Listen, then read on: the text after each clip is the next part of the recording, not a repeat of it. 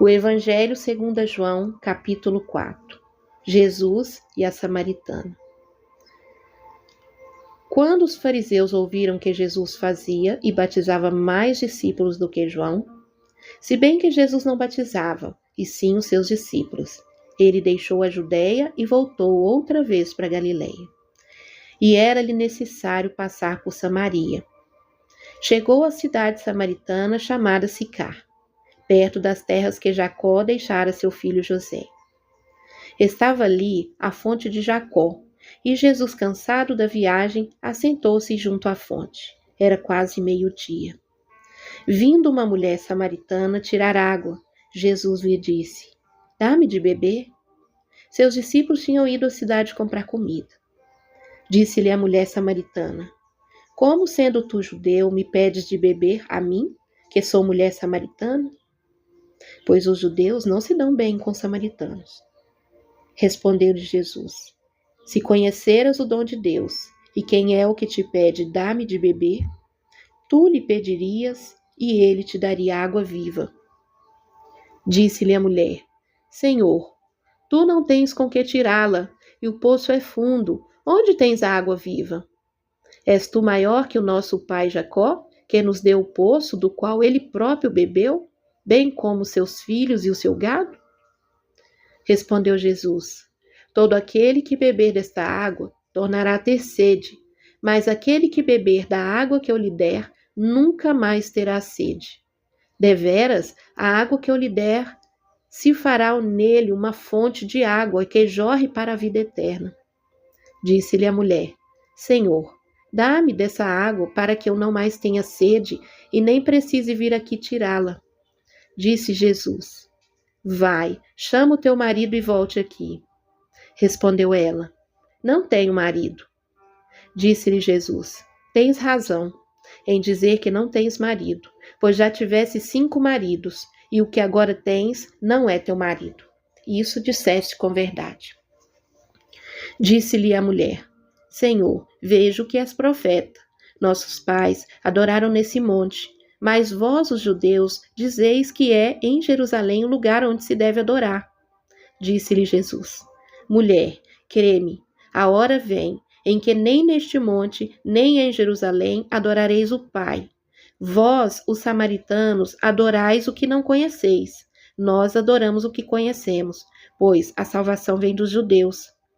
No entanto, vem a hora e já chegou, em que os verdadeiros adoradores adorarão o Pai em espírito e em verdade, pois o Pai procura tais que assim o adorem. Deus é espírito e importa que os que o adorem em espírito e em verdade."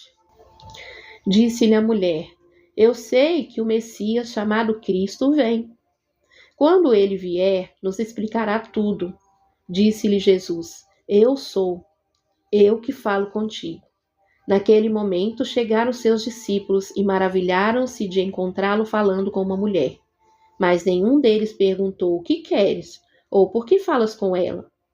Então, deixando seu cântaro, a mulher foi à cidade e disse ao povo: "Vinde, vede um homem que me disse tudo o que tenho feito. Poderia ser este o Cristo?" Saíram da cidade e foram ter com ele. Enquanto isso, os discípulos lhe rogavam: "Mestre, come." Ele, porém, lhes disse: "Uma comida tenho para comer, que vós não conheceis." Então, os discípulos diziam uns aos outros: "Será que alguém lhe trouxe comida?" Jesus lhes disse: "A minha comida é fazer a vontade daquele que me enviou e realizar a sua obra. Não dizeis: ainda há 4 meses para a colheita? Eu vos digo: erguei os vossos olhos e vede, os campos já estão brancos para a colheita. O que colhe recebe desde já o seu salário. Desde já ceifa o fruto para a vida eterna. E assim se regozijam tanto o semeador como o que colhe. Pois é verdadeiro ditado: um é o semeador e o outro é o que colhe. Eu vos enviei a colher onde não plantastes. Outros trabalharam e vós usufruístes do seu trabalho." Muitos dos samaritanos daquela cidade creram nele, por causa do testemunho da mulher. "Disse-me tudo o que tenho feito." Aproximando-se dele, os samaritanos rogaram-lhe que permanecesse com eles e ficou ali 2 dias. E por causa das suas palavras, muito mais creram nele.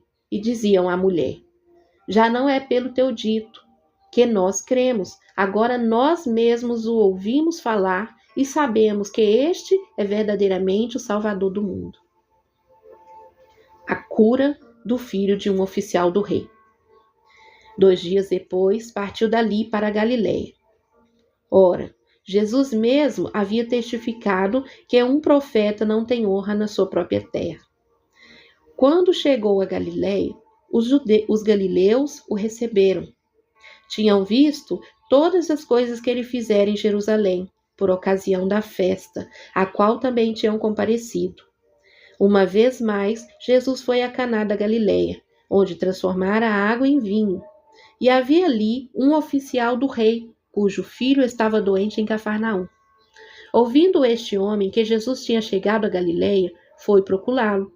Ao encontrá-lo, rogou-lhe que descesse e curasse o seu filho, que estava à morte. Jesus lhe disse: se não virdes sinais miraculosos e prodígios, de modo nenhum crereis. Disse o oficial: Senhor, desce antes que meu filho morra. Respondeu Jesus: vai, o teu filho vive.